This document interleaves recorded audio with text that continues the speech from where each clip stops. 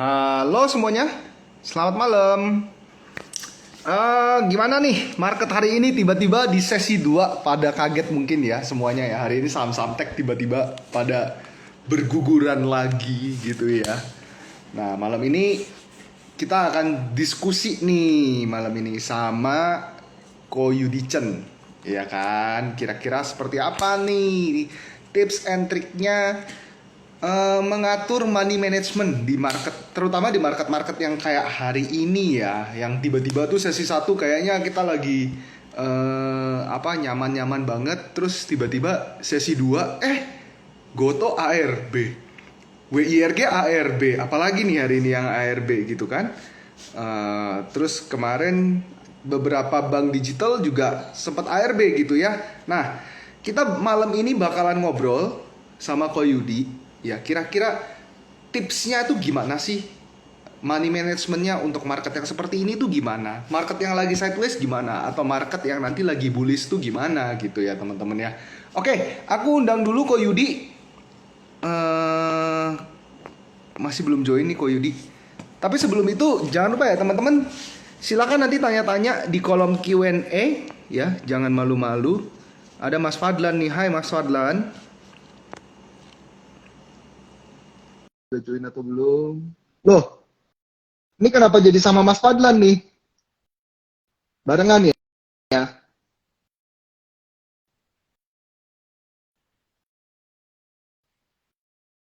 Wah, seru nih kalau bertiga nih.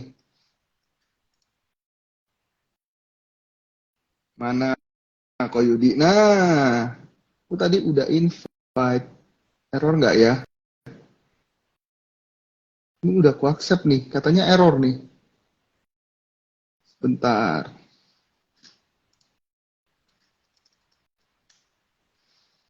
Tunggu ya. Ini lagi error semua kayaknya Instagramnya. Saya nggak bisa live sama Ko Yudi. Sebentar.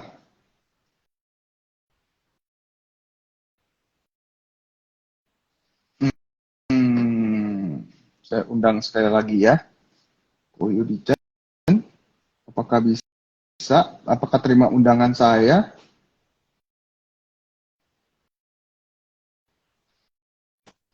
Nah, Ya, bisa. halo. Oke, oke, oke. Tes. Ya, Apa malam kabar Kevin. kok? Malam-malam. Sehat. Sehat. Ini Sehat. Fadlan dari tadi kayaknya nggak mau join nih. Oke, oke, oke. Nah, eh, sambil mengingatkan juga nih ya, Ko Yudicen nih lagi ini ya, udah ongoing ya, udah open class ya. Hai, Mas Fadlan. Hei, hei, hei, sorry, aku salah pencet. Aku salah Oh, pencet. salah pencet. Ya, Aku salah udah pencet. silakan, silakan, silakan. Aku salah pencet. Silakan, silakan. Saya persilahkan untuk meninggalkan ruangan. Oke, oke, Mas Fadlannya udah left tadi, udah dia salah pencet rupanya ya. Teman-teman juga mungkin yang mau tahu Mas Fadlan siapa bisa ikut kelasnya Ko Yudi ya. Ya, bener ya Ko ya. Iya. Oke, oke. Malam ini mungkin sebelum kita ngomongin money management gitu ya Ko ya. Apa sih Hmm. yang terjadi sebenarnya hari ini gitu? Banyak beberapa udah yang bertanya-tanya gitu, what happened today? Kenapa tiba-tiba Goto nggak ada angin, nggak ada hujan?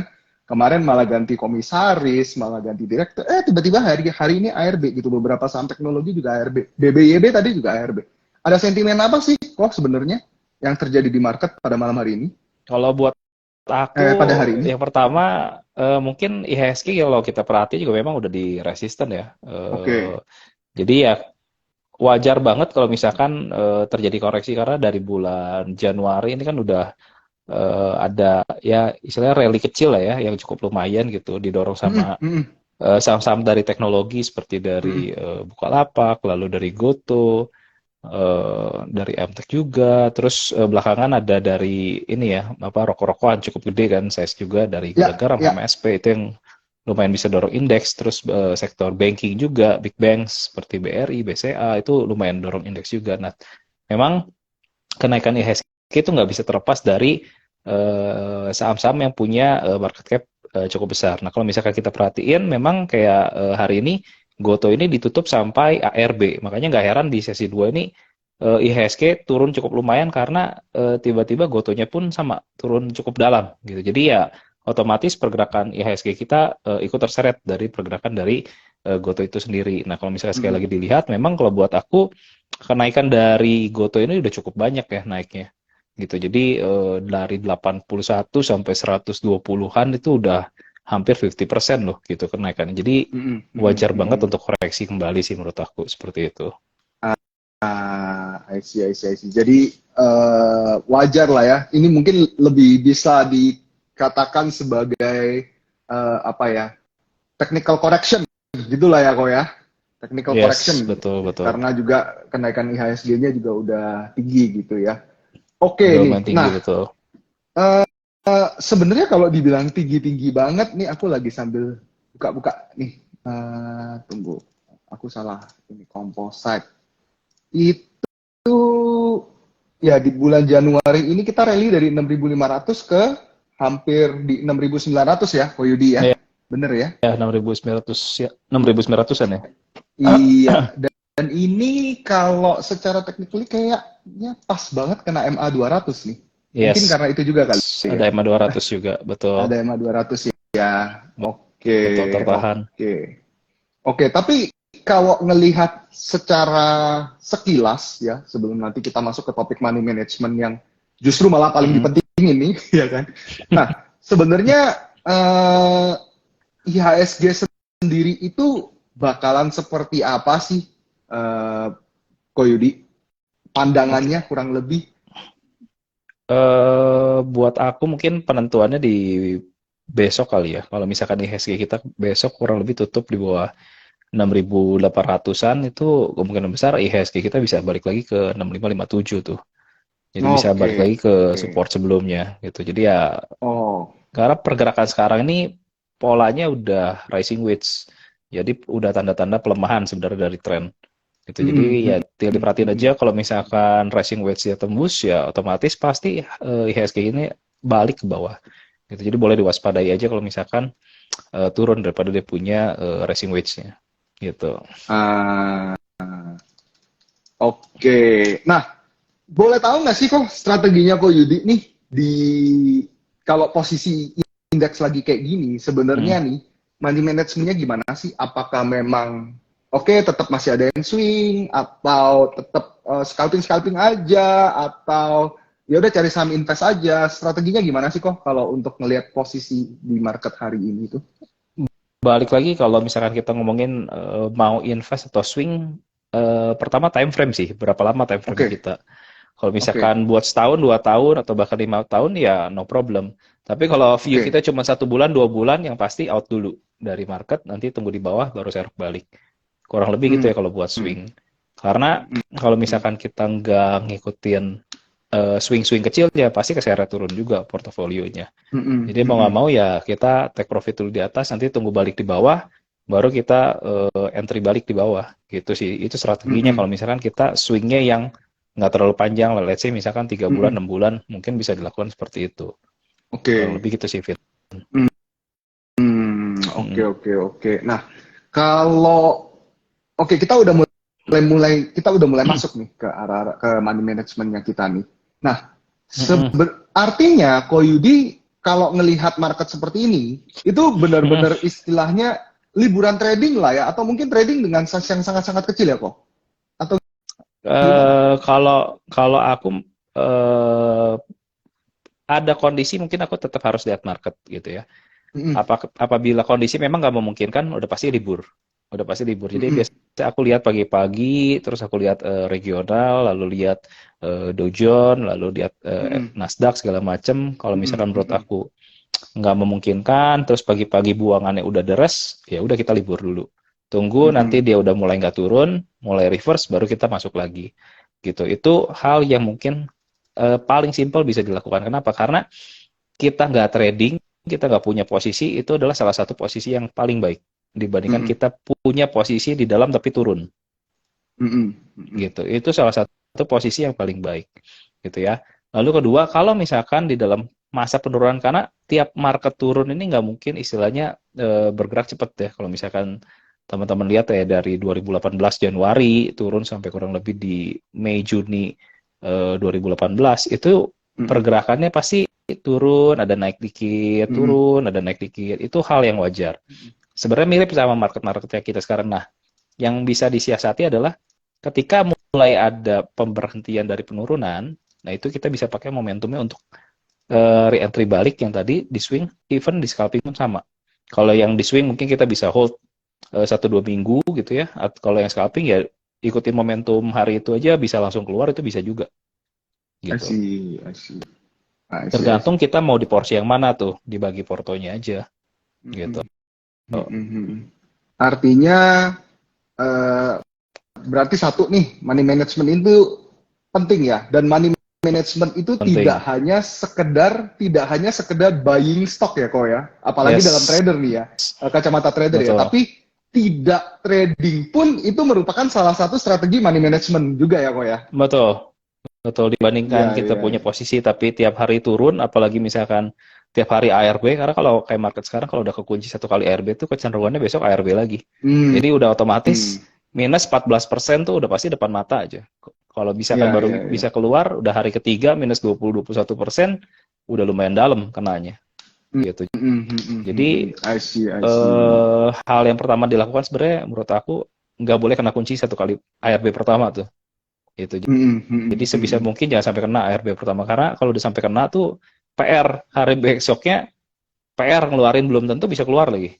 Ya kayak Goto hari ini kayaknya locknya berapa ya? 7 juta, 8 juta ya? Tadi Aku belum lihat sih. sempat sampai 9 juta ya, tapi kayaknya closing Sempet dicabut sampai 9 jadi juta 7 ya. jutaan. Iya. Biasa 7 satu jutaan papan, sih. ya biasa satu papan mungkin 500.000, jadi mungkin besok ada potensi ARB lagi ya berarti ya Koyudi ya, kalau ngelihat begitu ya. Mungkin kalau langsung ARB enggak buat Goto, karena 7 juta enggak besar banget Nggak besar dibandingkan dengan banget transaksi Gotonya sendiri ya.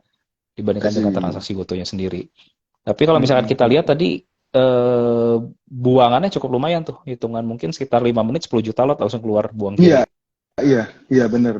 Lumayan tuh. Jadi ya kalau kita liatin buangannya wajar banget, kayaknya banyak banget yang take profit dari Goto, karena ya dengan size segede gitu bisa buang sebanyak itu, even istilahnya persentase yang nggak gede pun tetap profitnya pasti gede.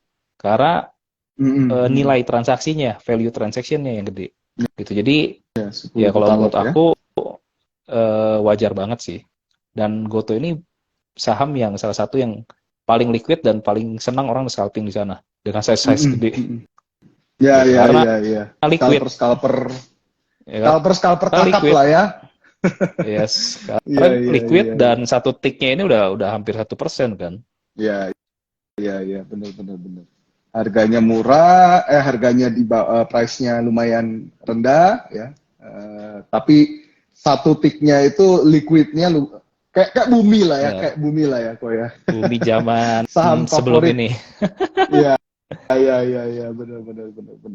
Oke nih, nah boleh di-share nggak sih kok kalau posisi sekarang nih sebenarnya nih money management-nya, apakah memang Koyudi ini full di trading, baik swing maupun scalping, atau memang ada porsi investasinya sendiri? Kalau memang ada, itu kira-kira dari total 100% portfolio itu proporsinya gimana sih?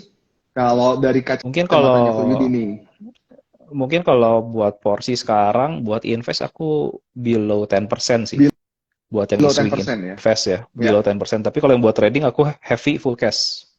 Full cash saat ini malahan. Jadi nggak ada barang sama sekali gitu. Jadi aku ngeliatin, tadi aku ada sempat mention juga sih di channel aku, IHSG-nya kelihatan nggak enak gitu. Jadi aku sih suruh naikin porto cash-nya ya, porsi cash-nya dinaikin. Karena aku lihat marketnya mulai nggak enak. Jadi kalau udah kerasa mulai nggak enak, better kita out dulu dibandingin kita menunggu tapi udah keseret terus turun dan kita baru out, ternyata marketnya malah balik terlalu telat nanti. Gitu. Oke. Nah, berarti besok udah jalan-jalan dulu nih sampai weekend. Iya Besok kan? sih aku ada rencananya memang pergi sama istri sih. Tuh, berarti Koyudi aja nggak trading, teman-teman kita tuh jangan apa ya istilahnya ya. Kadang-kadang kalau kita lihat nih bestie-bestie cuans teman-teman sekalian nih karena udah tiap hari trading gitu ya. Mungkin dulu menikmati masa bullish dulu tuh jadi setiap hari harus buka RTI, setiap hari harus buka OLT gitu kali ya Koy ya. Iya. Ada masa-masanya kayak kayak sekarang tuh sebenarnya mirip sama tahun 2018 2019 ya. Ya, Habis dia rally panjang 2017-18 udah gitu periode sideways kayak sekarang. sideways ya. Memang ada Ya. masa-masa di mana satu upset ini nggak banyak. Kedua Mm-mm, penurunannya ini biasanya diiris pelan-pelan. mm-mm, Bukannya langsung apa ya signifikan gitu penurunan 2 hari 3 hari mm-mm, beres langsung balik ke mm-mm, atas ini nggak bisa bisa berminggu-minggu turun udah gitu mm-mm, naik lagi jadi memang mm-mm. memang saya kalau menurut aku mirip banget 2018 ke 2019 gitu jadi Iya, iya itu. market market kayak sekarang nih penting banget untuk atur money manajemennya jangan terlalu serakah banget waktu kita misalkan beli satu barang apalagi misalkan teman-teman pakai margin dan nginep gitu ya itu menurut aku hati-hati banget karena kita nggak tahu besok tiba-tiba kalau misalkan saham yang kita punya tiba-tiba ARB plus pakai margin itu repot banget tuh nanti kena for sale amsyong banget tuh kita punya portofolio dalam banget biasanya jadi kalau menurut Mm-mm, aku nggak saranin ya apalagi misalkan teman-teman yang pakai margin dan diinapkan aku nggak saranin tapi kalau misalkan teman-teman pakai mm, cash ada baiknya dinaikin porsi cashnya dengan kondisi market di minggu ini sih menurut aku gitu. mm-mm, mm-mm, mm-mm. Oke, tadi ada satu statement yang bikin aku penasaran juga nih, dan mungkin teman-teman atau besti-besti cuans di sini juga penasaran gitu ya. Market Mm. nggak enak gitu. Nah, indikator dari Koyudi sebenarnya market nggak enak itu apa sih? Satu dua indikator deh. Jadi kita juga tercerahkan gitu. Oh, eh ini karena ini gitu. Apa gitu sebenarnya? Sebenarnya secara technical, kalau biasa Mm-mm. aku tuh ngelihat satu, biasanya pattern rising wedge, kedua double top. Biasanya itu pattern-pattern IHSG itu bisa turun cukup lumayan. Itu secara technical. Oke. Tapi kalau misalkan dibilang yang tadi aku bilang feeling, eh, feeling ini rata-rata memang munculnya dari pola double top sih. Kayak misalkan dulu eh, aku sempat share gitu ya teman-teman ke teman-teman aku gitu ya tahun Februari 20 sebelum market crash itu ada pola double top. Teman aku biasanya aku suruh DCA BBRI waktu itu. Waktu itu Oh, BBRI oke. udah naik sampai hampir 5.000 turun ke 4,5 aku suruh buang. Aku suruh Mm-mm, buang mm-mm, Februari, suruh beli lagi nanti aja 2.500 deh kata aku. Tunggu tunggu tunggu turun. mm-mm, Itu pertama. Kedua, PPKM Anies juga itu sebenarnya sebelum Anies PPKM itu ada pola double top. Kalau teman-teman cek boleh cek itu udah ada pola double top sebelum PPKM Anies. Jadi sebelum rumornya, wah Anies tiba-tiba mau PPKM, sebelum itu sebenarnya udah ada pola double top. Jadi Ya, kalau misalnya ya. teman-teman aware gitu ya, nah kalau teman-teman aware sebenarnya itu udah muncul. Even Januari 21 waktu vaksin tanggal 14 Januari ya RI1 itu sebelumnya sama polanya mirip double top juga. Jadi sebenarnya Ya, kalau double misalkan top juga teman-teman mirip. aware, nah kalau teman-teman aware sebenarnya menurut aku dengan technical ini teman-teman bisa mengamankan posisi. Memang kita berspekulasi sell melihat keadaan belum tentu kejadiannya pasti langsung turun belum tentu bisa aja ternyata kita salah. Tapi at least dengan kita mengamankan posisi kita waktu di atas naik turun tuh enak. Even kita salah, ya paling nggak kebagian cuan, tapi at least nggak bonyok. Tapi kalau kita nggak sell, biasanya bonyoknya bonyok banget. Apalagi kondisi dengan margin, itu bonyoknya bonyok banget. Itu makanya penting Mm-mm, banget mm-mm, untuk jaga money management kita. Waktu kita punya posisi diatur, marketnya makin ke atas itu ada baiknya kita mengurangi porsi dalam bentuk saham, tapi boleh dinaikin porsi cashnya. Tapi waktunya marketnya turun, nah porsi cashnya ini kita kurangin, karena kita bisa beli banyak barang yang berpeluang untuk kembali naik. Nah itu hal yang mungkin teman-teman bisa perhatikan juga sih di dalam pengalaman aku sih, I see, I see, gitu. I see. Oke, masih ngomongin sekitar money management. Hmm. Kita sedikit mengarah ke metode trading, ya kan? Salah satunya ada dua Yes. strategi nih. Biasanya di market itu kita strategi buy on weakness dan buy on breakout. Mungkin kalau di market-market seperti ini nih kok, sebelum nanti kita tanya nih lebih detail strateginya seperti apa, itu lebih prefer menggunakan buy on weakness kah, buy on breakout kah, atau waktu itu kalau nggak salah Ko Yudi itu sempat menjelaskan ilmu ini ya, apa ya waktu itu, kayak semacam lantai gitu ya, support and resistance Ya. yang sederhana gitu ya. Nah, Mm. gimana kok itu strateginya kalau untuk di market yang sideways seperti hari ini? Biasanya kalau aku lebih suka buy on retracement gitu ya dibandingkan buy Oke. on support sama buy on breakout. Jadi buy on retracement Mm-mm. ini biasanya aku beli ketika saham-sahamnya sebenarnya baru mulai belok. Aku lebih suka Saham-sahamnya baru karena mulai belok. kalau kita misalkan beli buy on support kita nggak tahu kapan dia jalan, kita nggak tahu dia Oke. tembus ke bawah lagi apa enggak. Itu menurut aku satu ya resiko minim, cut loss rendah tapi tetap kita masih berspekulasi Mm-mm. gitu. Sedangkan buy on breakout lebih parah lagi dengan keadaan market sekarang. Kalau kita buy on breakout, pasti mungkin dari 100 kali pembelian 80 false break gitu. Jadi 80 kalau buat false break. aku Oke. ya buy on support better lah, tapi lebih rendah resiko. Mungkin itu bisa jadi eh, satu strategi yang teman-teman bisa lakukan lah dibandingkan dengan buy on breakout di kondisi market sekarang. Tapi kalau nanti bullish itu mau nggak mau hajar-hajaran buy on breakout karena kalau nungguin buy on support belum tentu dikasih karena semuanya Belum tentu lagi dikasih. euforia Boleh. gitu. Beda Euforia. beda banget kondisi marketnya.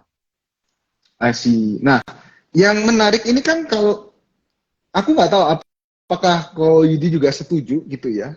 Kalau kayaknya di bulan Januari ini meskipun sedikit bullish Januari hingga Februari saat ini kayaknya Hmm. sentimennya sangat-sangat minim ya kok ya. Kalau kemarin kan Desember mungkin sempat ada sedikit kayak motor listrik lah gitu ya. Bulan-bulan sebelumnya kuartal 3 itu masih ada komoditas gitu ya. Kok kayaknya sekarang tuh memang minim sentimen ya. Apakah memang buat Koyudi sendiri tidak ada sektor yang menarik untuk saat ini untuk dilirik dan bisa swing panjang atau masih menunggu nih sentimen apa, masih menunggu secara perekonomian dan perubahan-perubahan dari government juga gitu kok. Gimana pandangannya nih Koyudi? Sebenarnya kalau bulan-bulan sekarang mungkin lebih concernnya sama laporan kuartal Q4 ya.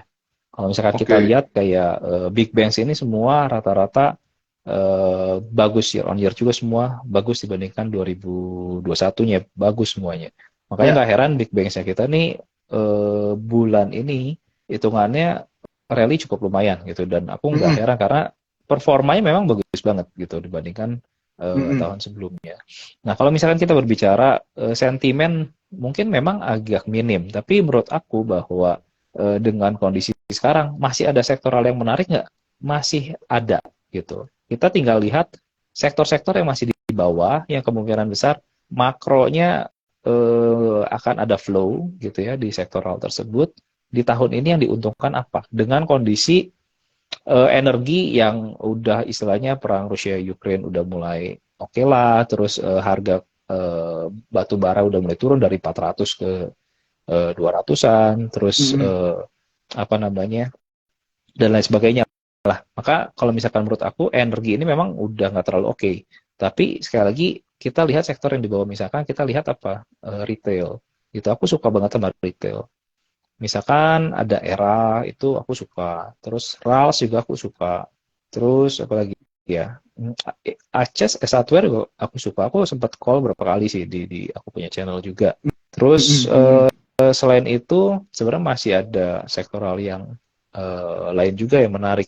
Eh, tapi mungkin pada akhirnya teman-teman harus perhatikan gitu. Maksudnya kalau kita berbicara uang ini pasti akan selalu berpindah dari eh, sektoral yang udah tinggi, pindah lagi pasti Mm-mm. ke sektoral yang di bawah.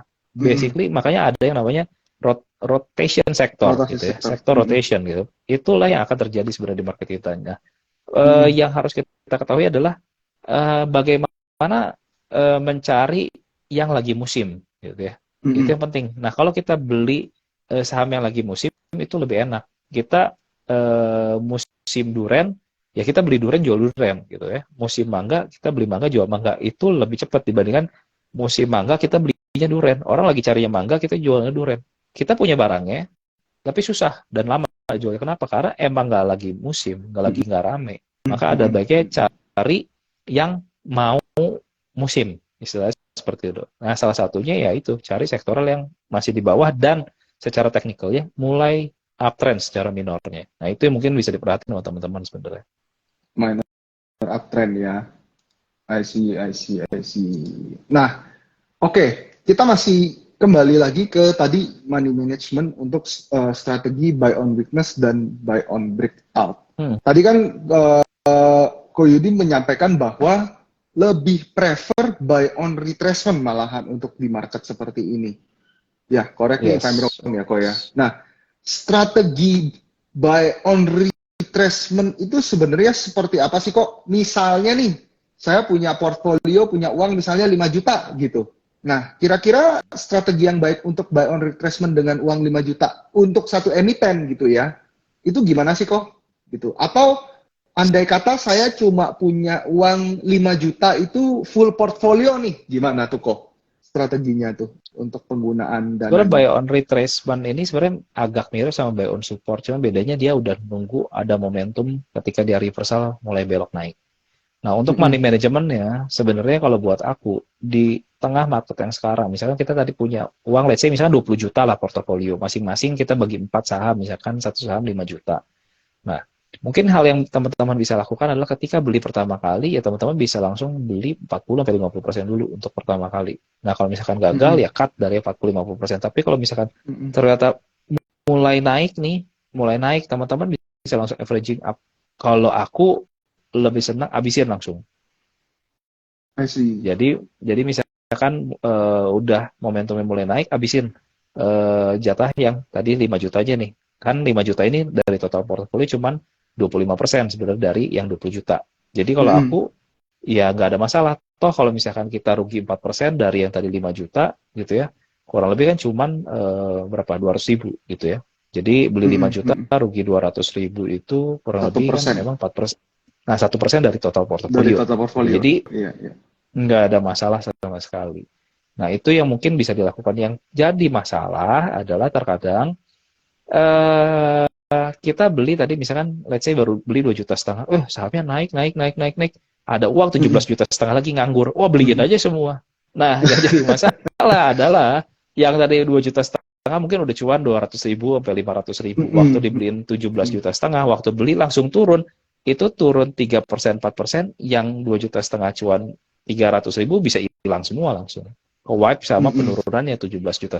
Maka kalau aku nggak terlalu suka averaging up, apalagi dengan dana yang lebih besar ke atas gitu. Biarin aja seadanya, sedapatnya. Kalau dia naik, bukan kita tambahin terus ke atas, tapi buang aja sedapatnya. Kenapa nggak beli langsung di depan maksimal ya? Kalau misalkan teman-teman melihat bahwa di angka sini udah terjadi eh, apa ya, harganya udah nggak mau turun nih, kurang lebih di mungkin di 5 menit time frame-nya. Ya teman-teman boleh coba cicil 30, 10 itu no problem. Tapi kalau tembus ya otomatis teman buang dari 5 juta. Itu lebih sakit secara resiko, tapi memang minim resiko. Maka teman-teman Mm-mm. harus adjust juga yang teman-teman suka. Kalau aku lebih suka misalkan entry dulu 40%, 50% ya. Kalau misalkan masih lumayan momentum naik, aku sikat semua biasanya langsung sesuai money management dari porsi yang aku bisa beliin di saham tersebut. Itu Mm-mm. lebih oke. Umpamakan ternyata nggak dapet, ya udah yang dapetnya aja kita take profit waktu dia udah nyampe target 1, target 2, target 3, kita split, Mm-mm. kita take profitnya udah kayak gitu biasanya. Mm-mm. Mm-mm. Mm-mm. Jadi kalau misalkan Nah, ditanya apakah mm-mm. apakah misalkan jual saham ini bisa nggak jual di TP3? Ya nggak tahu sebenarnya. Kita pakai technical, kita bisa tahu di mana aja ada resupply. Tapi apakah ditanya Mm-mm. harganya pasti sampai sini nggak? Ya nggak tahu juga. Kalau tahu udah jadi dewa namanya. Maka yang Mm-mm. bisa kita lakukan di tengah market sekarang disiplin cut loss dan disiplin take profit. Take profit 1 sampai buang sebagian, take profit 2 nyampe buang sebagian, take profit 3 sampai buang lagi sebagian. Itu yang paling gampang dilakukan. Jangan terlalu serakah, karena kalau udah serakah pasti biasanya banyak. Tapi kalau misalkan kita mau disiplin, banyak bersyukur, itu lebih gampang untuk konsisten profit meskipun market nggak baik gitu. Itu dalam Oke, pengalaman aku seperti itu ya. oke. Kalau pengalaman Ko Yudi lagi nih, tadi kan biasanya Ko Yudi kalau sering sharing nih di Instagramnya Koyudi, ada TP1, TP2, TP3, tadi Koyudi juga mention gitu kan.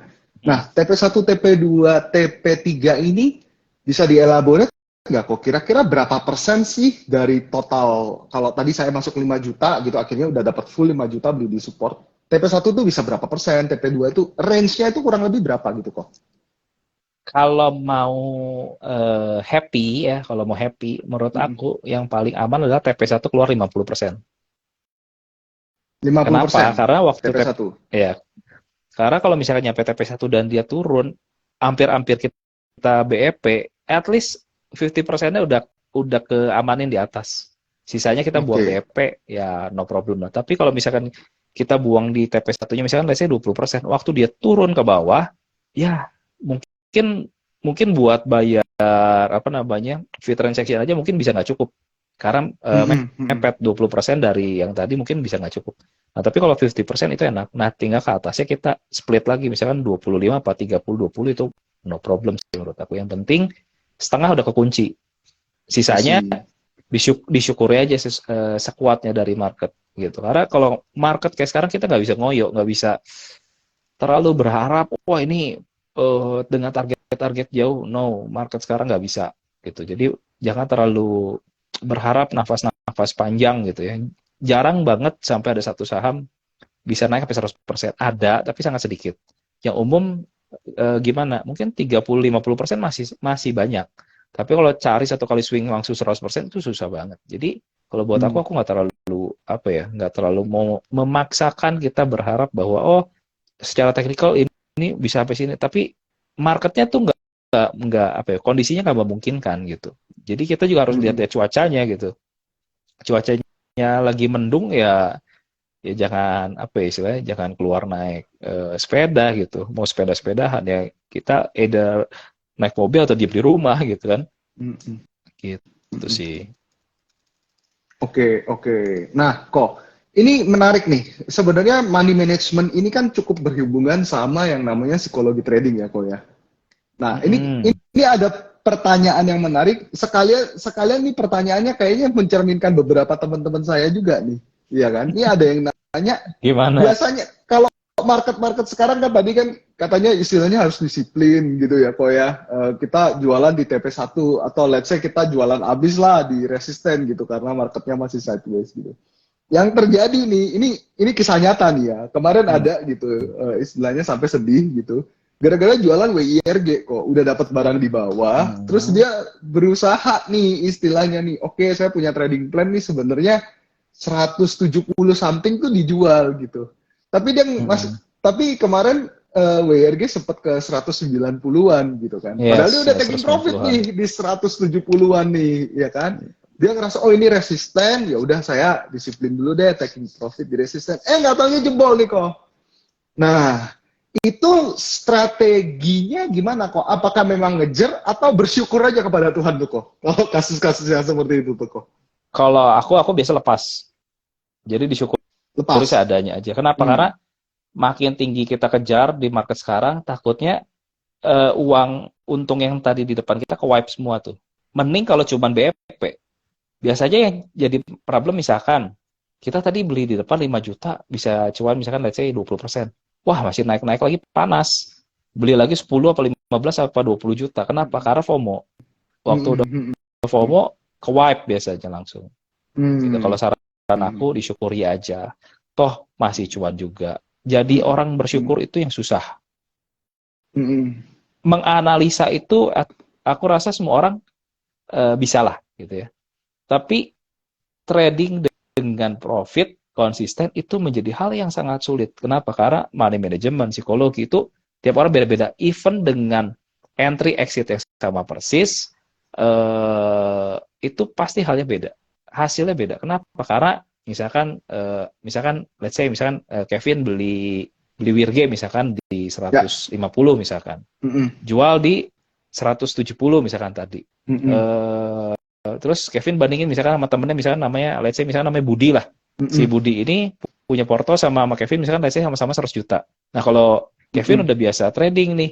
Wah, ngerti bahwa ini upside-nya masih bagus, technical masih bagus.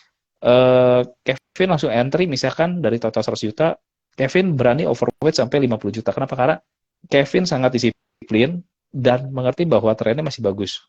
Nah, sedangkan si Budi ini karena dia analisanya sama, tapi masih takut-takut. Ya udah deh beli aja 5 juta. Entry-nya sama, exit-nya sama, alhasil akhir bulan pasti sangat berbeda. Karena apa ya? Feeling atau belief atau kadang tuh disebutnya apa ya? Ya feeling lah. Feeling tiap orang tuh nggak bisa sama. Kenapa? Ya dari jam terbang. Ada orang yang berani istilahnya beli banyak karena dia tahu dan mengerti apa yang dia beli, gitu ya. Ada orang yang nggak ngerti, nggak tahu, pokoknya ikut-ikutan aja beli. Nah, yang kadang kali jadi problem gini, misalkan si Budi ini misalkan ngikut Kevin trading misalkan, gitu ya. Misalkan beli saham ABCD, dia beli tadi 5% gitu ya. Belinya 5%. Beli saham DEFG, beli lagi 5% karena ngikut Kevin. Wah, ngikut si Kevin bener ya. Naiknya 50%, 100%. Wah, ini ada saham lain nih menarik, misalkan saham XYZ misalkan. Wah, menarik. Wah, entry langsung 100%. Nggak taunya turun. Nggak taunya turun gitu. Yang tadi cuan-cuan di depan semua ke wipe lagi. Nah, giliran Kevin beli ya ini karena nggak terlalu yakin, Kevin belinya kebalik 5%.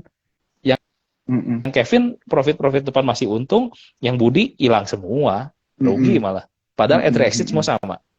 Entry exit semua sama. Kenapa? Karena money manajemennya berbeda. Nah, untuk ngakalin ini gimana? Sebaiknya kalau menurut aku belinya tiap saham nih kurang lebih rata-rata size-nya sama lah, mirip-mirip, jangan terlalu jomplang banget supaya bisa ngakalin apa ya, yang cuan sama yang ruginya lah gitu. Karena kan kita nggak tahu ya istilahnya mana yang tiba-tiba, let's say misalkan kayak yang lagi rame kemarin lah, misalkan Sultan Subang gitu ya, tiba-tiba ARB tiap hari mati lah itu. Kalau misalkan kita ini kan mati lah gitu. Nah, kayak gitu-gitulah contohnya gitu. I see. Karena Jadi, karena kalau di market kita nggak disiplin, ya market yang akan disiplin kita gitu. jadi kalau saya boleh rangkum itu kita jangan rely on motivation ya Ko Yudi ya, tapi rely on our discipline gitu ya. Lebih baik disiplin dan konsisten daripada kita termotivasi karena sesuatu gitu ya Ko ya. Nanti malah naik turun gitu. Motivasi itu perlu. Motivasi Oke. itu perlu dalam kita trading, kita punya goal, kita punya tujuan, supaya kita punya semangat untuk ngejalanin, gitu ya. Itu penting banget. Karena kalau kita misalkan ada periode misalkan lagi susah, misalkan tradingnya kayak sekarang, rugi, udah nggak jadi semangat, ya sebenarnya mungkin sebentar lagi marketnya bisa rally lagi, misalkan sampai 8.000, sampai 10.000, kita miss lagi nanti. Giliran marketnya turun kita ikut, market bullish-nya kita nggak ikut, kan sayang.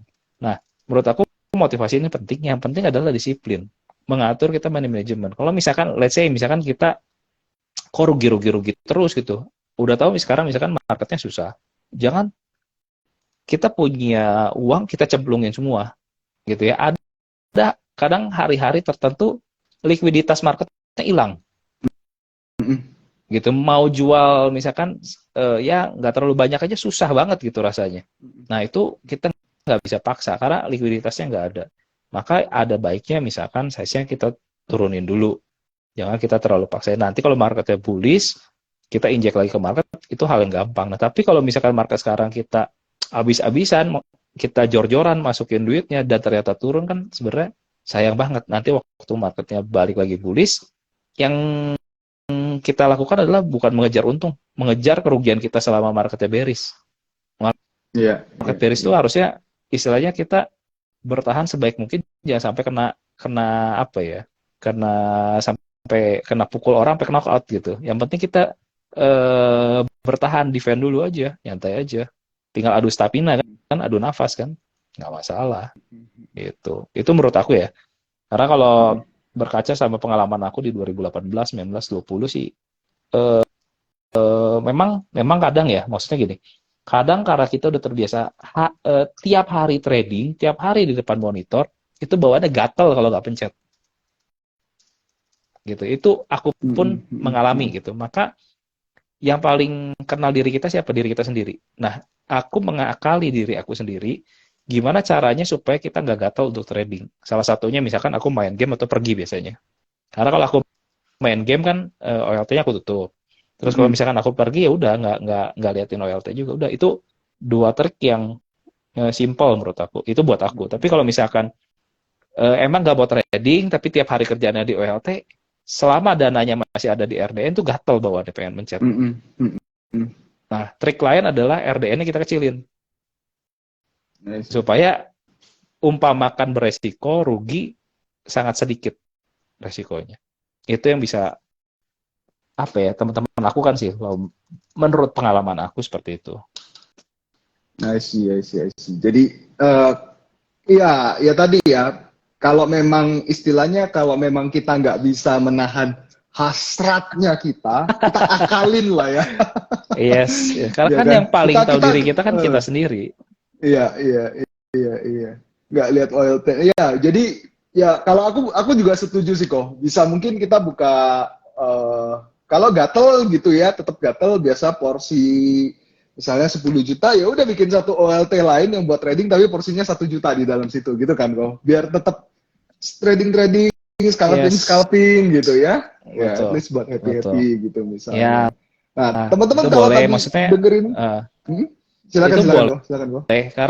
Karena market bearish gini ya ada perlunya juga kita tetap trading, tapi maksudnya jangan porsi gede. Buat apa? Buat melatih feeling, kedisiplinan itu perlu dibangun. Nah, kalau misalkan kita sama sekali nggak trading, ya kita juga nggak dapat feelingnya nanti. Jadi ada baiknya memang porsi yang sangat kecil kalau buat aku. Buka 2 LT Gitu. lah ya berarti ya. Satu sukor, Ya. satu favori gitu misalnya. Sambil promosi.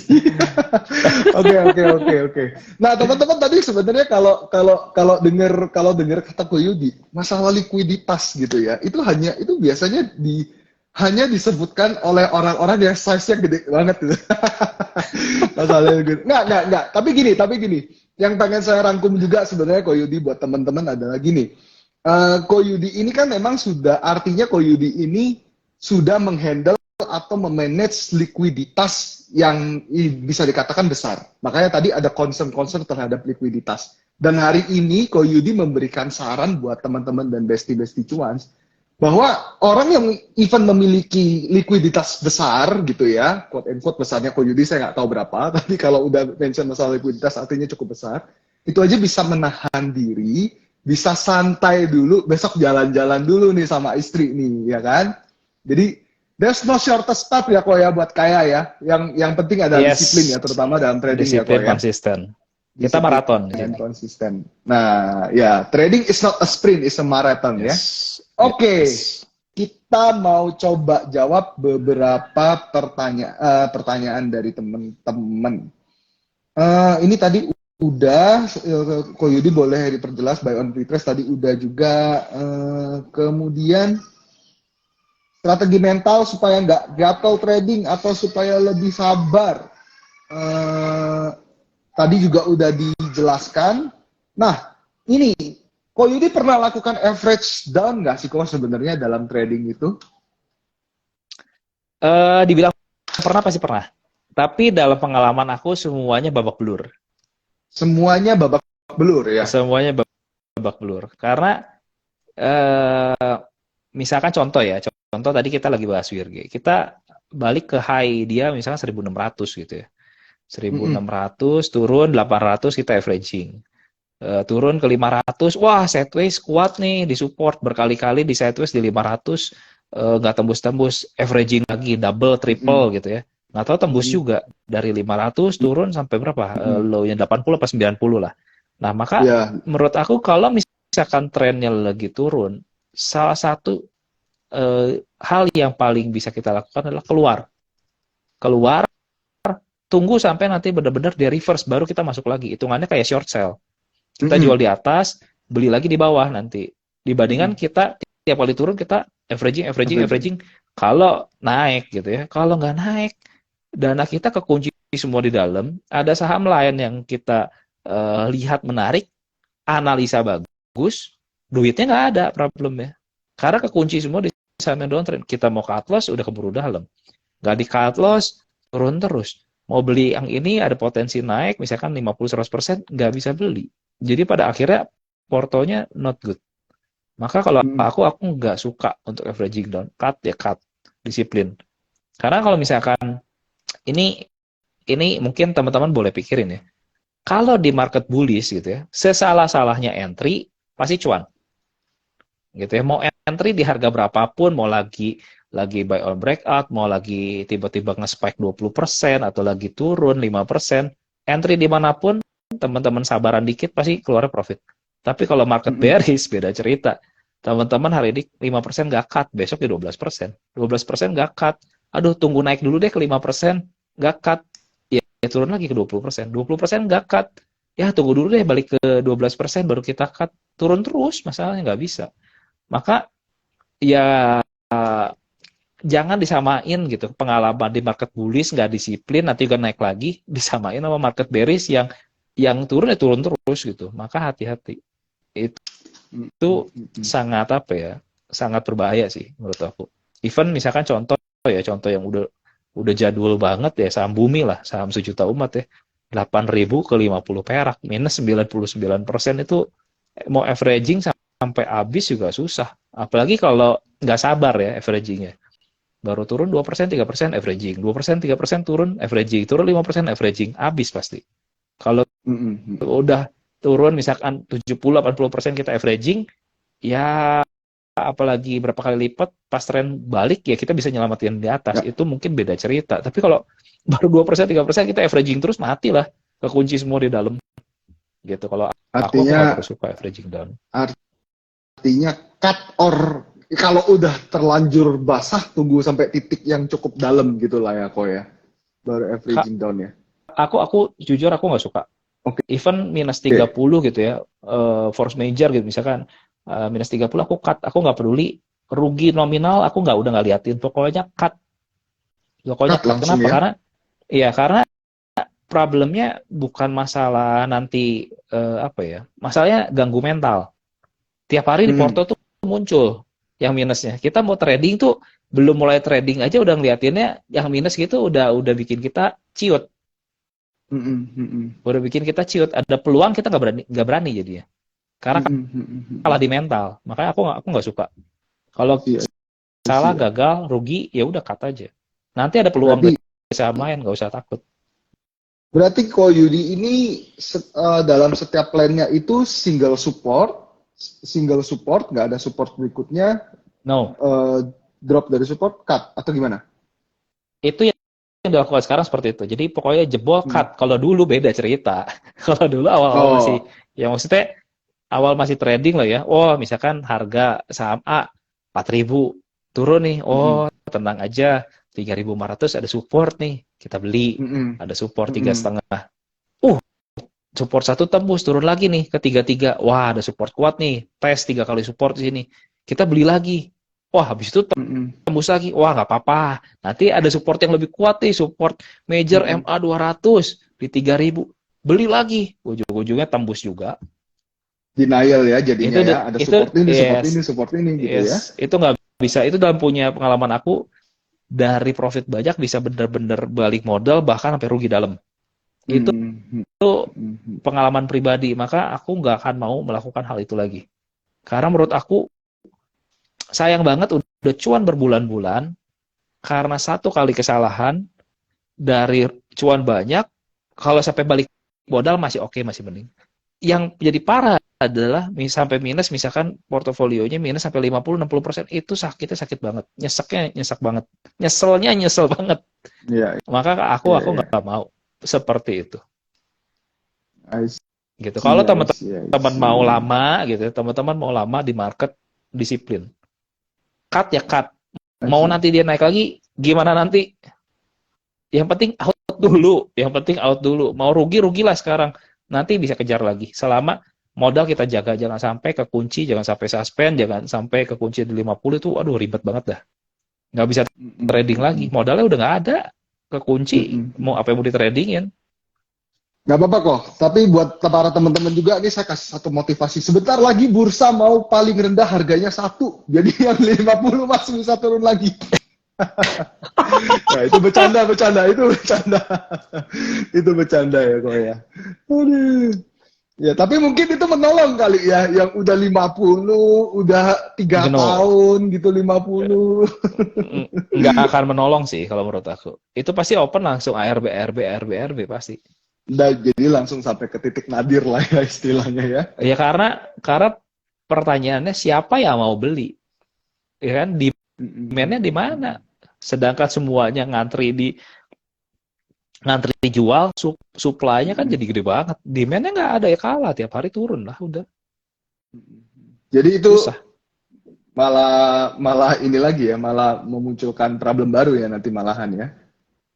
Kalau sampai kejadian menurut aku posisinya akan mirip banget sama saham 50 bukan di stock split ya, di reverse stock. Oh ya, Naik ke 500 500 dihajar lagi. langsung turun ARB ARB ARB ARB. Kalau sekarang 7% teman-teman agak nyantai dari 500 ke 50 panjang. Kalau normal 6 hari sampai 50-nya. Kalau normal 500 ke 50 6 hari. ARB-nya 25%, 25%, 25%, 35% mati lah udah. Iya.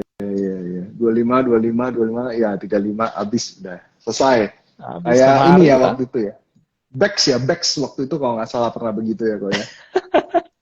Ya Gocap, pokoknya reverse stock split ke GoPay, hajar lagi ke Gocap lagi. ajar lagi gocap. Ya memang kejadiannya jarang ya kalau menurut aku. Cuman apakah mungkin nyatanya ada gitu ya. Kunci yang paling penting adalah satu ya disiplin sih di market. Nggak ada apa ya. Cut loss tuh udah kayak asuransi di market tuh. Kalau kita nggak bayar asuransi ya, asuransi memang kadang kerasa penting nggak penting ya. Ngapain ya bayar, sakit juga enggak. Tapi kalau kita someday tiba-tiba let's say misalkan sakit keras, misalkan cancer getah bening, kita butuh tiba-tiba uang cash 4M atau 5M. Kalau kita keluar dari uang tabungan, kalau ada tabungannya sih ya bisa kita bayar. Tapi kan nyesek gitu ya, udah ngumpulin sekian lama bayar berobat 5M. Udah gitu nggak punya pegangan kan sayang, mending bayar asuransi sebulan misalkan sejuta ya nggak apa-apa. Tapi kalau someday kejadian cancer ya kita aman. Sama kayak halnya sekarang misalkan kita cut loss 2%, 5%, 10%, ya udah nggak apa-apa. Itu kayak bayar asuransi dan dibandingkan hilang total kita punya aset. Kurang lebih mungkin seperti itu ya kalau buat aku sih. Itu makanya penting banget ya. Mungkin ya kadang memang ya aku sangat mengerti lah karena aku pun pernah ngelewatin aduh mau cut loss, aduh sayang duit misalkan cuma 2 juta 5 juta, aduh sayang banget ya di cut loss, tunggu dulu naik deh jadi investor dulu aja, toh perusahaannya juga bagus, fundamentalnya juga bagus, tunggu naik dulu aja lah, toh tiap hari kelihatan barangnya. Iya ya, contoh nyata dan sederhana misalkan kalau misalkan teman-teman yang baru beli gudang garam misalkan di 100.000, kalau dibiarin kan teman-teman loss-nya berapa? 70-80% sampai low-nya ya. Sekarang sih ya agak naik lah gitu. Tapi kalau sampai low-nya 70-80% kan sakit juga gitu. Niatnya invest tapi turunnya dalam banget gitu. Kalau misalkan kita mau invest tuh ada baiknya kalau menurut aku ya, yang udah sideways panjang teman-teman beli aja. Sideways panjang udah 6 bulan, 9 bulan, setahun, 2 tahun beli ya selama perusahaannya good, mungkin sekarang juga nggak liquid, tapi nanti pasti naik gitu karena ya harganya gitu ya akan mengikuti value-nya gitu kan. Tapi kalau misalkan yang udah naik terus, yang udah over value kita beli ya berat juga gitu. Jadi ya teman-teman juga harus wise ya, makanya penting banget untuk belajar lah gitu di market, karena yang paling bisa menjaga diri kita dari untung dan rugi ya diri kita sendiri gitu. Maka teman-teman harus belajar, harus mandiri, harus mengerti, harus bisa, dan harus disiplin. Nah, Gitu. kok bisa share sedikit nggak sih kok sebenarnya kok Yudi ini sampai ke pinnacle of discipline sampai hari ini gitu misalnya ya, itu ngelewatinnya berapa lama sih kok? Karena nih banyak dari tadi nih banyak yang nanya nih dulu experience-nya tuh gimana? Berapa lama nih dari seorang yang baru di market bisa sampai jadi seorang Koyudi sampai hari ini? Dan kira-kira tips belajarnya tuh gimana sih kok? Gitu. Oke. Teman-teman, aku nggak tahu teman-teman pernah dengar nggak, melakukan satu hal 21 kali berurutan atau mengulangi hal yang sama selama 21 kali, teman-teman akan merubah sesuatu yang tidak biasa menjadi satu kebiasaan. Mm-mm. Itu jadi satu landasan berpikir aku. Dari yang tadinya nggak disiplin trading, nggak disiplin cut loss, aku pengen disiplin. Oke, caranya gimana? Aku mengenali diri aku kuatnya, rela cut lossnya berapa? Misalkan let's say 100.000, ya udah. Kita trading budgetnya, pokoknya tiap kali kena 100.000 kita cut. Gitu ya, nanti disesuaikan tuh. Misalkan entry-nya berapa persennya disesuaikan, dikonvert jadi 100.000. Nah, dari situ dibikin. Dengan kita bisa disiplin terus uang kecil gitu ya, dari uang yang ya let's say 100.000 buat ya makan 2 kali, ya udahlah gitu, besok masih bisa cari lagi lah ya, karena kan ya cuma 100.000 gitu. Nah, tapi kalau kita bisa disiplin dengan uang kecil, dari hari-hari ke hari, kalau kita cuan kan size-nya ngegedein terus tuh. Lama-lama dari 100.000 nge-cut, jadi disiplin nge-cut 500.000, jadi disiplin nge-cut 1 juta, jadi disiplin nge-cut 5 juta, jadi disiplin nge-cut yang 10 juta, jadi disiplin nge-cut 50, jadi disiplin nge-cut yang 100, jadi disiplin nge-cut yang 500, jadi disiplin nge-cut yang 1 M. Kalau kita nggak disiplin gitu ya, pengennya tradingnya langsung 10 miliar misalkan, tapi nggak pernah latihan disiplin, nggak pernah belajar dulu, langsung punya modal memang gede, tapi langsung trading tanpa mengerti, ujung-ujungnya tuh porto antara nyangkut semua, atau ya modal cepat habis. Gitu. Maka perlu dibangun dari habitnya, dari kebiasaan disiplin dari nominal kecil. Karena disiplin ini sebenarnya bukan hanya cuman tentang trading ya, dalam hidup sama. Apakah kita misalkan janji sama ketemu orang, disiplin nggak sih on time, gitu ya? Misalkan kita misalkan kita beribadah disiplin nggak? Misalkan kita tiap minggu beribadah, atau misalkan apalagi ya, kita punya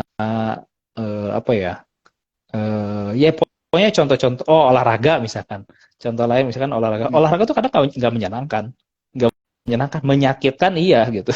Kenapa? Karena tiap kali olahraga badan sakit, tiap kali olahraga badan sakit. Tapi kalau kita nggak ngebangun habit itu, yang jadi problem adalah waktu kita tua.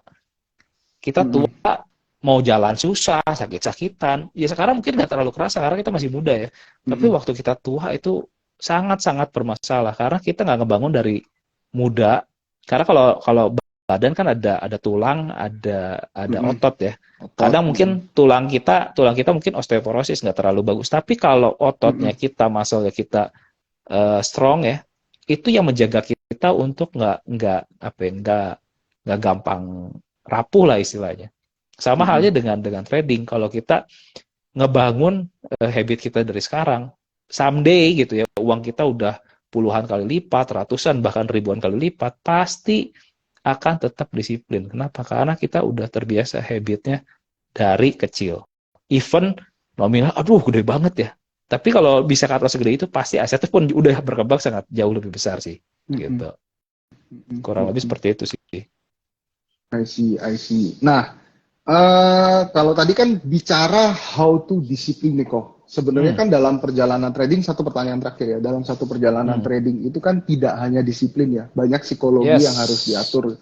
Salah satunya misalnya loss aversion bias nih, yang biasanya orang-orang kalau TP tuh cuma kecil-kecil banget, 5-10%, jangankan 10%, 5% aja biasa udah TP udah takut gitu ya. Tapi kalau loss biasanya dipegangnya lama gitu ya kok ya. Nah, tips untuk membangun psikologi itu, ya kan, tips untuk membangun psikologi, baik tadi membangun kedisiplinan, itu belajar di mana sih kok? Kalau tadi kan disiplin itu 21 kali dilakukan nih, tapi untuk belajarnya itu gimana gitu kok?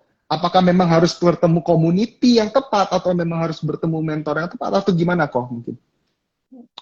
Satu memang bias ini sangat banyak ya. Yang tadi Mm-mm. Kevin bilang tentang loss aversion ini salah satu hal yang mungkin bias yang salah satu yang paling umum tentang Ya, kita kalau TP pasti kecil-kecil, kalau loss ngehold karena ya. memang apa ya, feelingnya itu memang biasa seperti itu gitu di loss aversion. Nah kalau buat aku gitu ya, buat kita mensiasatinya gimana? Mau nggak mau ya kita kenali diri sendiri. Itu yang pertama gitu. Mau belajar sama siapapun, even sama sama ya let's say sama siapapun deh. Tapi kalau kita sendiri nggak mau berubah, kita sendiri nggak mau disiplin itu nggak akan bisa sih menurut aku gitu. Jadi pada Mm-mm. akhirnya yang bisa bikin kita maju diri kita sendiri. Yang bisa bikin kita berkembang diri kita sendiri. Yang bisa bikin kita rugi kecil diri kita sendiri. Yang bisa bikin kita ruginya gede ya diri kita sendiri, bukan jempolnya orang. Mm-mm. Maka ya key pointnya belajarlah jadi diri sendiri yang mau berubah menjadi lebih baik gitu ya. Untuk disiplin menjadi orang yang istilahnya kalau misalkan kita belum siap untuk trading dengan dana besar, ya trading dengan dana kecil dulu. Kalau kita belum bisa menemukan gaya yang sesuai dengan gayanya kita, ya cari dulu. Namanya belajar, namanya mencari, ya jangan gede-gede. Kalau misalkan lagi mau balapan di sirkuit gitu ya, pakai F1, kalau udah biasa latihan F1 ada free practice-nya no problem. Tapi kalau kita baru les nyetir, misalkan baru pakai Agya, pakai Avanza, hari ini kita bisa beli Ferrari pun nyetir ke sirkuit pasti kecelakaan. Bukan masalah kita Mm-mm. gak punya Ferrari loh, tapi kita nggak bisa mengendarainya. Sama kayak trading. Bukan berarti mungkin kita nggak punya uang, misalkan banyak lah teman-teman mungkin yang punya uang 10M sampai ratusan miliar. Tapi bukan berarti bahwa semua orang bisa handle 10M sampai ratusan miliar. Mm-mm. Kenapa? Karena butuh berlatih. Itu hal yang perlu dibangun. Small step Gitu. ya kok ya. Intinya small step Yes. kita latihan tadi sampai akhirnya menemukan gaya dan kita bisa disiplin ke depannya gitu ya kok ya. Betul.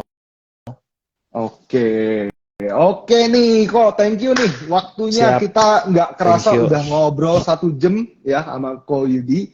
Semoga Besti-Besti Cuans hari ini semuanya bisa terinspirasi, bisa belajar pada malam hari ini apa yang di-sharingkan oleh Ko Yudi pada malam hari ini.